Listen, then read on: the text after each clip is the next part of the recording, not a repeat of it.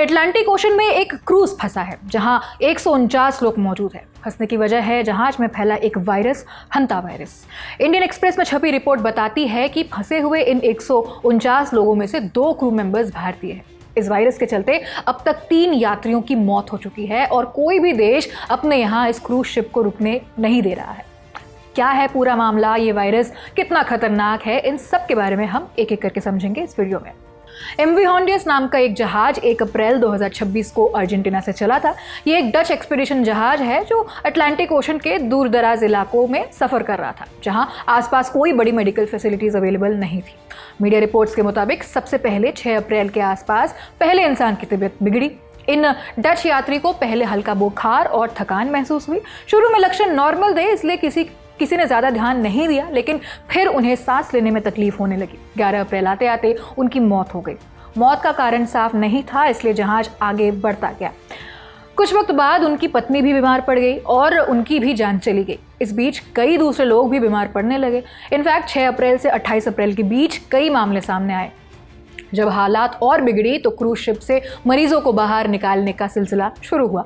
Saint Helena और ascension island जैसी जगहों पर गंभीर मरीजों को एयरलिफ्ट करके भेजा गया। 2 मई आते आते हालात और गंभीर हो गए। जर्मनी के एक यात्री की भी जहाज पर ही मौत हो गई। टेस्टिंग से पता चला कि क्रूज शिप पर हंता वायरस फैला है। लेकिन सवाल ये है कि आखिर हंता वायरस क्या है, ये कैसे फैलता है और कितना खतरनाक है। तो हंता वायरस एक ऐसा वायरस है जो चूहों से फैलता है। ज़्यादातर ये संक्रमित चूहों की लाड़, पेशाब या मल के कांटेक्ट में आने से फैलता है। यही नहीं, ये वायरस दूषित हवा में सांस लेने से भी शरीर के अंदर जा सकता है। अब बात करते हैं इनके लक्षणों की। हंता वायरस के लक्षण है बुखार, ठंड लगना, सिर दर्द, बदन दर्द, मसल्स में दर्द, थकान, उल्टी और डायरिया। जब कोई व्यक्ति हंता वायरस से संक्रमित होता है तो उसे तुरंत पता नहीं चलता। इसके लक्षण दिखने में 1 से 8 हफ्ते का समय लग जाता है। ये लक्षण फ्लू से मिलते जुलते हैं और बहुत तेज़ी से गंभीर हो जाते हैं।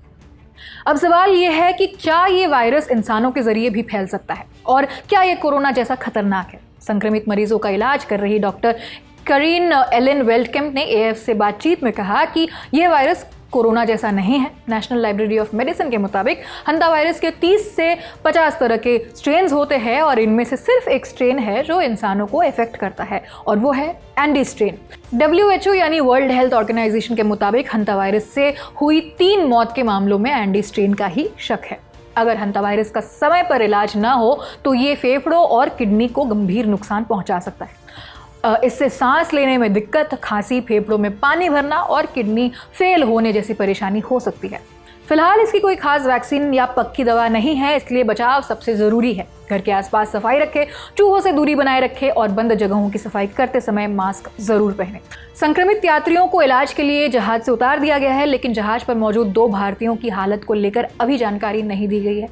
क्रूज की कंपनी ओशन वाइड एक्सपीडिशंस ने कहा है कि स्थिति फिलहाल कंट्रोल में है। जहाज 6 मई को केप वर्डे से निकला था और अब कैनरी आइलैंड्स के टेनेरिफ की तरफ बढ़ रहा है। कंपनी के मुताबिक फिलहाल जहाज पर किसी में भी बीमारी के लक्षण नहीं है। इस खबर में जो भी अपडेट्स आएंगे हम आप तक पहुंचाते रहेंगे।